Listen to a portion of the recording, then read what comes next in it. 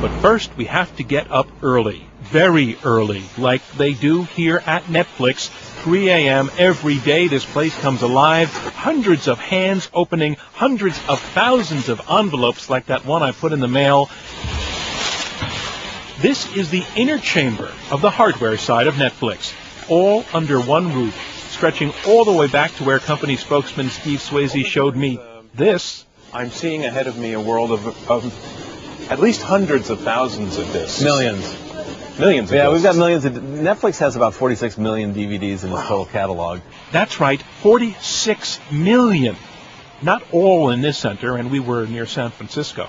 We have 58 of these distribution centers around the United States, and we distribute the storage to all of those. So this is replicated in Little Rock, Arkansas, and Boise, Idaho. Every disc checked for scratches and then checked into the computer, soon to be back out in that same day's mail to the 10 million Netflix customers, including the nearly 750,000 who only signed up in the last half year. We're very fortunate that more and more consumers are switching to renting online, to using Netflix, and we're benefiting from that.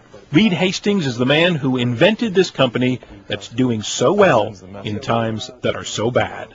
One of the theories behind that is that people want to stay home, and Netflix is a cheap date. Netflix did well when times are good, and Netflix is doing well when times are bad. It's a scary and unpredictable time, and we just knock on a lot of wood. Hastings is a software guy, and in fact, when Netflix was born as a dot-com baby back in 1997, the buzz wasn't about the movies, it was about the interface. And so the real essence of Netflix is you got 100,000 movie titles, this little web browser to try to find them through.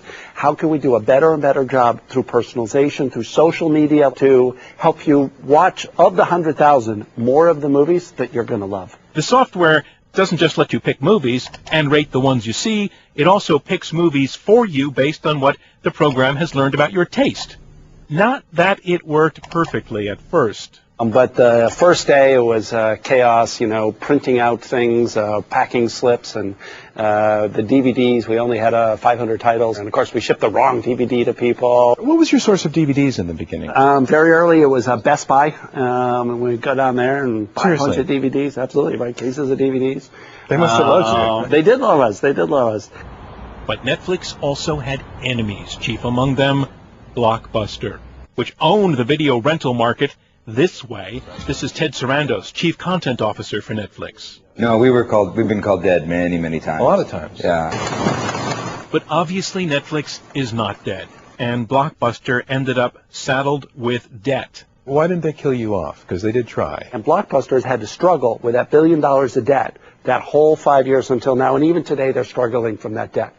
And so, what I try to make clear to people is, it could have easily been that Blockbuster crushed us.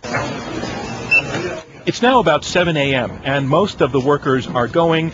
Automation is taking over. This array of machines can address 300,000 discs an hour and sort them by zip code, postage paid by Netflix. What is your postage bill? About $300 million a year. Seriously. So we're one of the largest first-class customers for the United States. Are you carrying the post office for the rest of us? No, we're just a good customer of the post office. Well, for now anyway, because someday, and it has begun already, most, if not all, of Netflix customers will be getting their movies not by mail, but over the internet.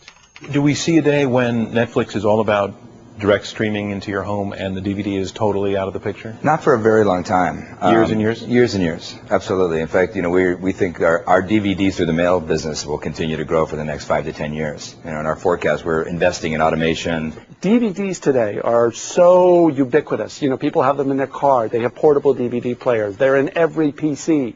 They're just incredibly useful. It is still an ocean of DVDs. Here is down our local grocery store, and I'm going to rent a movie, and they have this really cool thing called a Red Box. Red Box. And it's like a vended movie. It's like no one's here, but I can rent it with a credit card. Watch. First you click there, you want to rent the movie, and put your zip code in.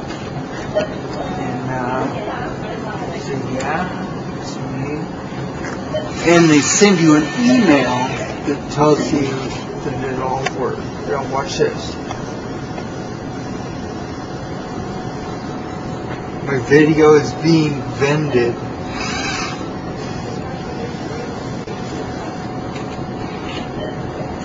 And now I can go home and watch a movie.